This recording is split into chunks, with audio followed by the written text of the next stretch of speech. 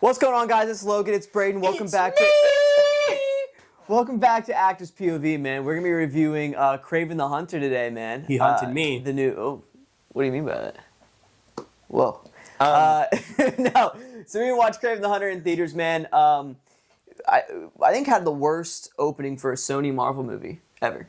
It was 11 million in the box office. It was not great. Let's talk about the expectations, because I've been looking forward to this movie for years. I actually auditioned to play young Kraven. I think we should just skip to the end.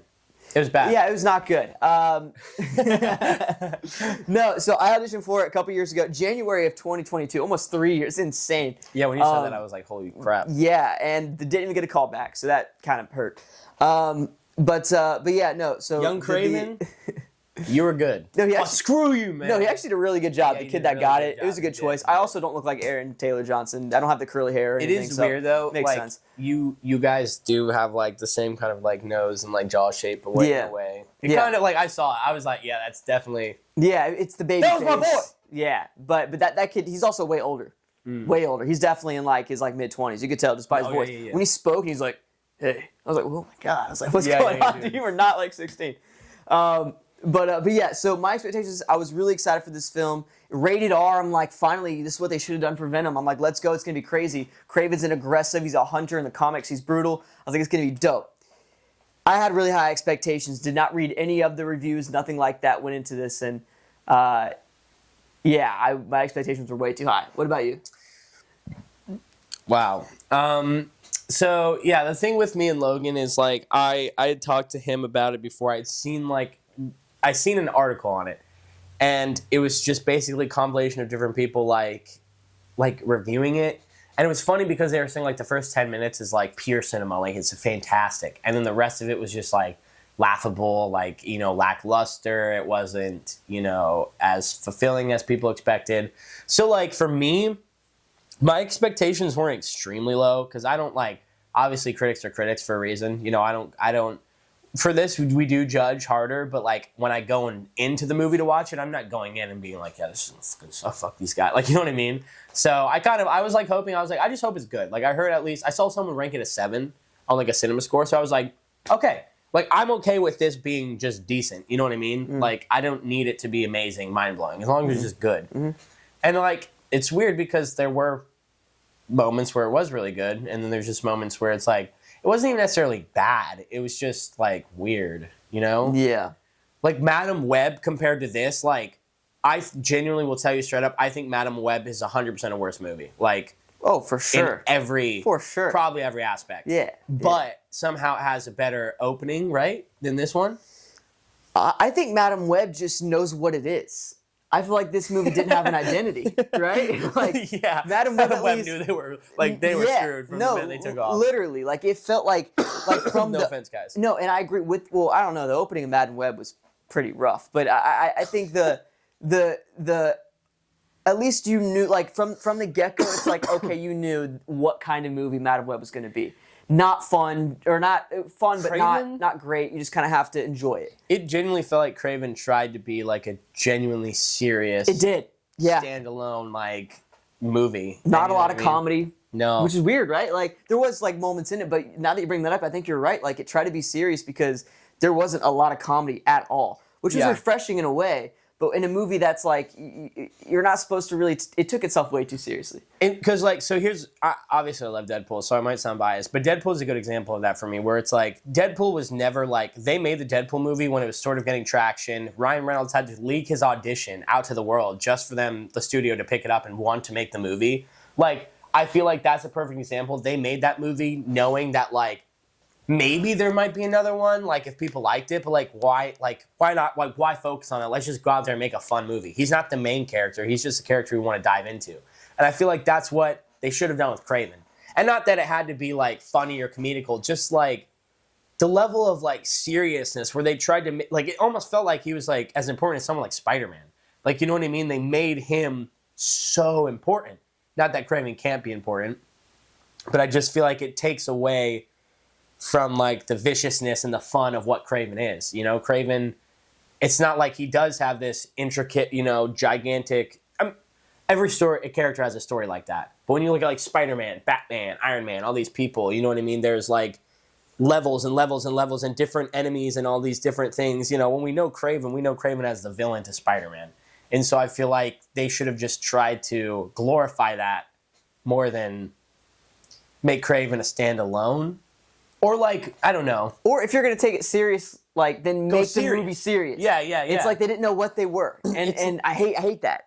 Like, Venom had like what the story should have been for Kraven, but Kraven had the rated R that Venom should have had. Literally. You know what I mean? Well, that's why Venom works, is because it knows what it is. Exactly. It leans in, especially in the second and third movie, it really leans into the comedy. And, yeah. And, you know, even if you don't enjoy, and you wish it was more serious, at least knows what it is, so the film itself is enjoyable.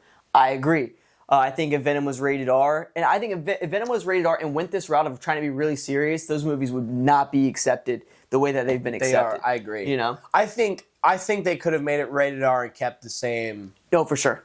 You know what I mean? Like where he eats them, you can actually see him eat them instead of like cutting off to a different shot, like a silhouette or something. Like, just like we deserve that. You know what I mean? That's fanfare. And like, especially with these types of characters, I think that is one of the best things about Kraven was the rated R thing.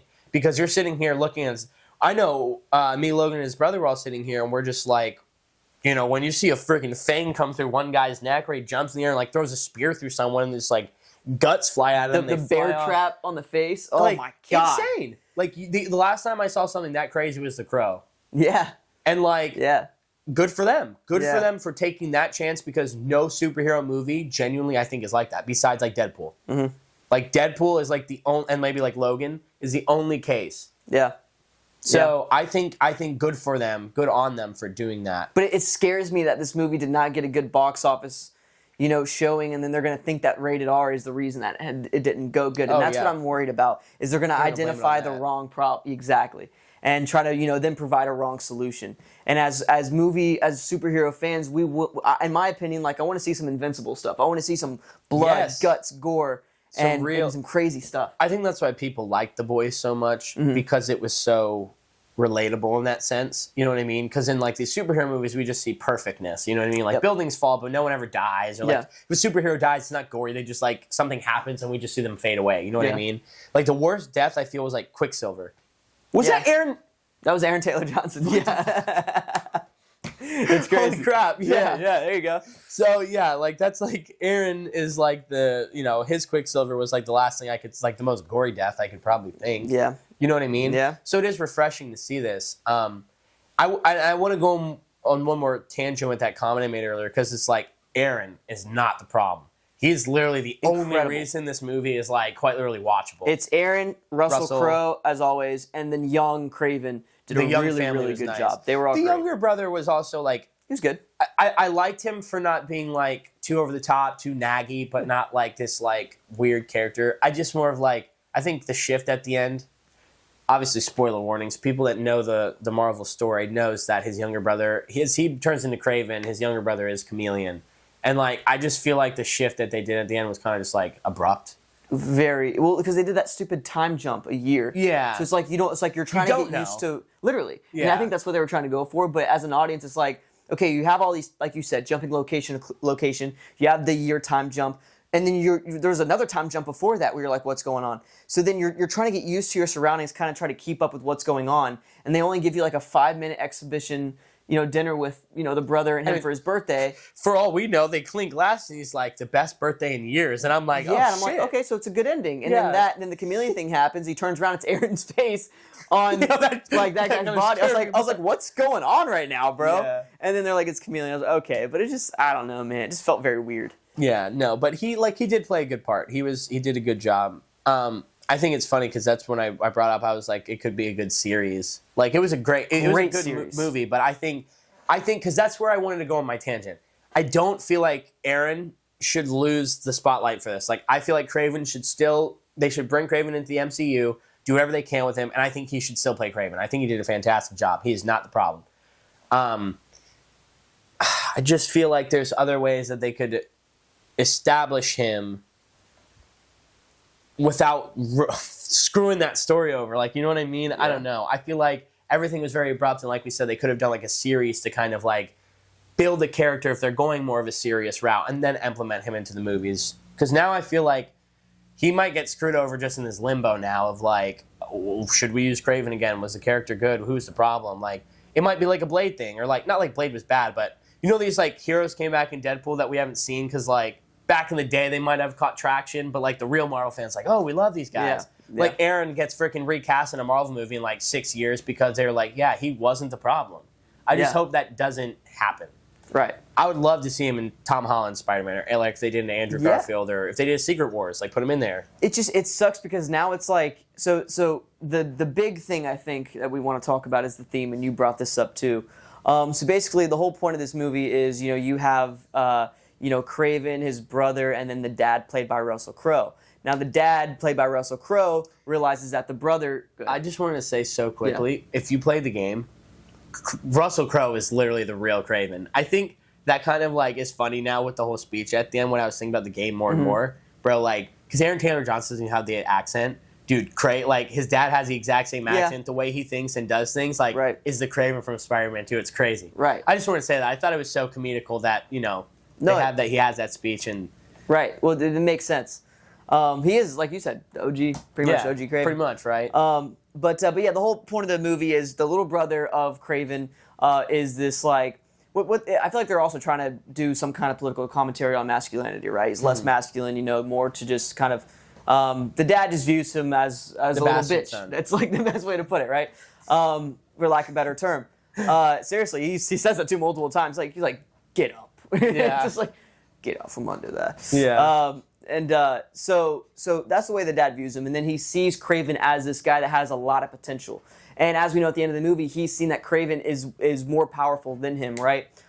He's that figure that he always wanted to be, and so he makes Kraven this hunter, as we've seen at the beginning of the film too, when he gets attacked by a lion and stuff. And basically at the end, the dad we know the dad's the one that released the footage of Kraven, made all these people. Yeah, started the manhunt, made the guy that plays Rhino go after him because the guy that plays Rhino was coming after Kraven's dad, so he just redirected the attention to Kraven. And he was like, and then Kraven at the end was like, yo, you could have killed me, you could have killed, your other son, what's going on? He's like, well, I know you were strong enough to win. He's like, and I just wanted to see you become me, the hunter.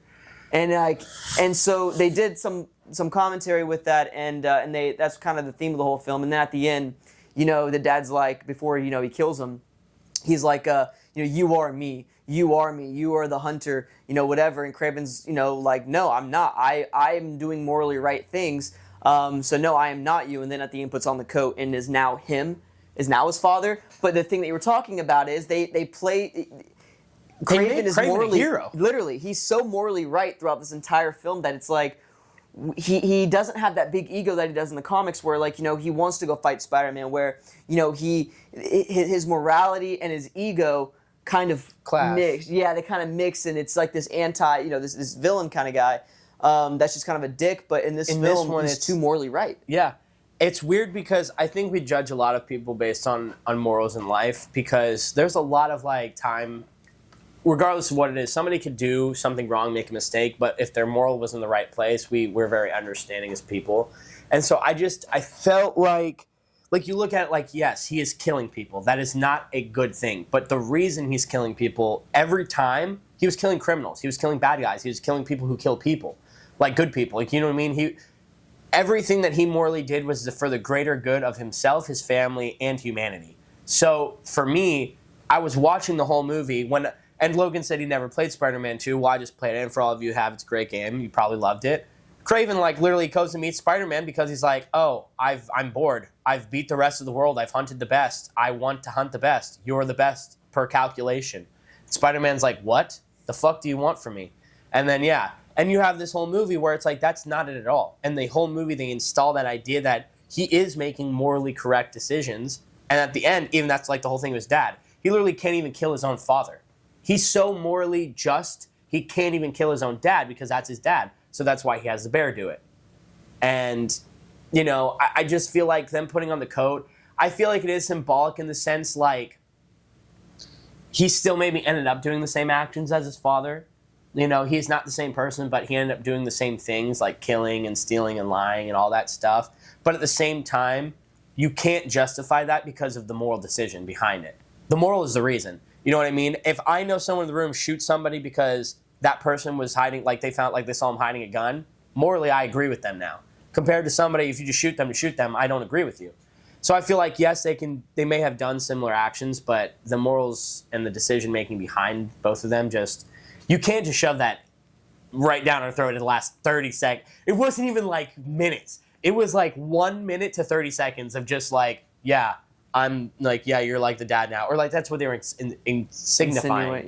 Insinuating. Yeah. Yeah, I was not a fan of that. The whole movie, just the pacing felt off. Like a little moment, this kind of basically sums up the whole film, is when the love interest, whatever she was, Crypto. I don't even know. There was no resolution with her character at all. Nothing. What? I don't who's know. her family? We don't know anything about this woman's Nothing family. about it. We don't know if they're still together. Anyways, just really weird thing. Yeah. But she's at his place of where he's staying, and he has this button that shows his hidden compartment of all his bows and stuff. Yeah. And we were watching it, and she clicks it while she was just walking around. The stuff comes down. She's playing with the bows, pulling back a 70-pound bow, like it's nothing. And then he comes. He's like, "Hey, what are you doing? Put that up. Go, whatever." He puts it up. And then when they're going into battle, he clicks it again, and it comes down in like this like Iron Man type thing. And it's like exactly like axes and guns. And it's like, why are you like the second time in a very intense moment that we need to fill the intensity? It's not an intense moment because we've already seen that same exact shot before. They probably shot that on the same exact day, I guarantee you, or the same week, and it just doesn't hit the same. So that's basically the overall summarization of this film. Well, I think that's so funny because I looked at Logan at that point and I was like, this scene would have meant so much more if they didn't just show it like 2 minutes prior. Because like it would have been really cool. Like she discovers the button, goes to press, and she's like, whatever. And then kind of walks away. And then during the moment, like we see him do it, and that's when it's like, vroom, vroom. It would have just made everything so much cooler, like that reveal.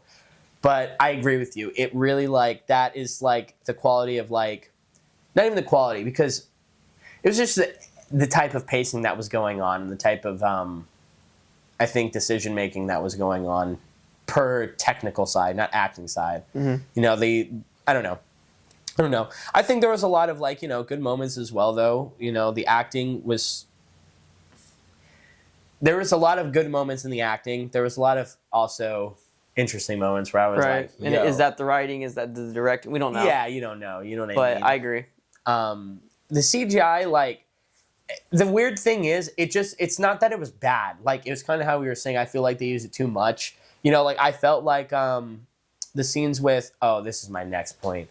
Dude, the hypnotizer or whatever, I can't think of what his actual name was. I don't know his name. Yeah. I think this is where they fumbled the bag heavy. You introduce an amazing character like Rhino, again, into the story, which is like a big Kraven enemy. And then they have, I can't remember his name, started with a P, but it was like this hypnotizer guy who's like a hitman basically out to kill Kraven because he killed his mentor. We never find out who the mentor is. And I even tried to look it up because I was maybe I'm just being stupid. Like, I should know this, right? I couldn't find anything. So, like, we don't even get to know who that is. Literally, the whole thing I make to him is Kraven's supposed to be the best hunter. When they get in the fight, he tranquilizes Kraven and literally gets to the point where he puts a gun to his head and is literally about to pull the trigger. And then here comes Crypto with that 70-pound bow and arrow, shoots him in the freaking head and kills him right there. I literally sat there and I was like, you skip forward, get to the Rhino fight. He beats Rhino. And I'm like, literally, you just ruined this fight because I literally just watched this hypnotizer guy practically kill Kraven. Kraven, if Crypto was not in the picture, Kraven's dead. Like 100% dead. It's not even a debate. He was on the floor, tranquilized, done, bullet through the head, done. You ruined the character, in my opinion, having this nobody that I don't know jack shit about. And pardon me if I should know stuff about him, but I don't. You know what I mean? As an audience, they shouldn't assume that. Yeah, exactly. And also maybe build something more, like introduce his mentor, introduce a background. We don't know. We don't even know who this is. For God forbid, it could be a villain. It could be like a giant criminal. So I don't care. You know what I mean?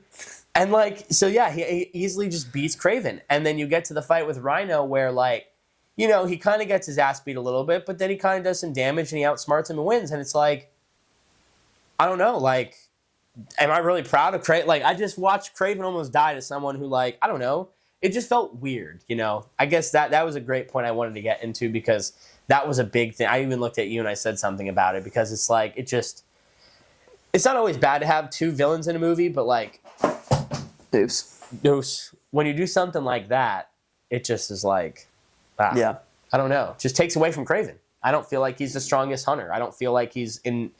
Not that he's, of course, was unbeatable to begin with, but that's the illusion. It's important to show vulnerability, but not at that extent. Like, you should be able to show vulnerability, but then show the protagonist be able to get out of that situation, whether it's his just God-given will or, you know what I mean, whatever his it gifts, is. his power. Even if she went like, hey, and he like looked up, and then like Kraven like leg sweeped him or something. Even if it's something like that, he's the one doing it. I agree. I understand we want to empower with Crypto, and she was a great character, and I understand that. But I just think that particular moment, even if she just shot him in the shoulder, like you just take away from Kraven as a character for him getting beat, and that's how it ending. Yeah. Even if they were, like I said, they could have even been like he leg sweeps him, and they're like a tussle, and they're like, you know, they both have like a knife to each other's neck, and then she does it. Cool. Then at that point, it was a fair. You never really know. Yeah. You know, it just takes away his legacy. I agree. Heroism, I guess. Yeah. No. Yeah. I mean, like Brayden was saying, there's great moments in this film. I know it sounds like we're just talking it down. It's not a bad film. It's not. It's not bad, but it's not great by any means. So, like, no offense to anyone that worked on Madam Web. I don't like that movie. Like, you know what I mean? Yeah. I personally, like, it's no one's fault. I just don't like it. I watch it for one reason. But. Yes, and so you have Kraven, which is it's pretty good. It's pretty good. Yeah. It's very, like, I think it was a good definition of, like, mid/good. Yeah. It's good. It's, like, it's good. Yep. I'm with you. Yeah. So I don't have anything else to. That's it. Yeah. On. That's it for me, Other guys. than the Dead by Daylight. Oh, yo. Yeah, dude, I looked at Logan, dude. They have, like, the Huntress music from Dead by Daylight, the lullaby, play out throughout the movie. And the first time I heard it, I was like, yo, you fucking hear that? I was like, bro, that's the Huntress. But yeah, I don't have anything else to say. Do you want to rate it? Yeah. Let's go ahead and rate it. I'll start. I'm going to give this movie a 6.5 out of 10. I'm gonna go like a 7.0. I think I'm just gonna go like it was mid. Yeah, it's not bad. It's not a bad movie, not great. I think Aaron Taylor Johnson, you know, did what he had to do. Russell Crowe did what he had to do, and because of that alone, it's a watchable film. There's really good moments in it, great kills, great character moments. But Crypto, your family was not my thing, man. Yeah, I didn't. They if anything, spend more time with it and build it. That's my thing. I feel like I liked the family. It just wasn't. You're so on the nail. It's like we needed more of them because like her character is interesting. It's like, who are you though? Well, then they just threw her away. It's really like, weird. After she saves the day. Yeah, Crypto. It's not you and your fam's fault, but I just I wanted more of you guys. What can I say? What can I say? For sure. But yeah, you guys let us know, man. 6.5, 7.0. Let us know your ranking down below. Let us know what you thought about the movie. What was positive, what was negative. And go watch Madam Web for Sydney Sweeney. But no, yeah, you guys definitely let us know what you thought about the film. What did we miss? Is there something we're missing? One of the negatives might be something that we just missed, and you guys can help us out there. Just let us know, man. But we love you guys. Like, comment, subscribe. See you next week. We'll see you then.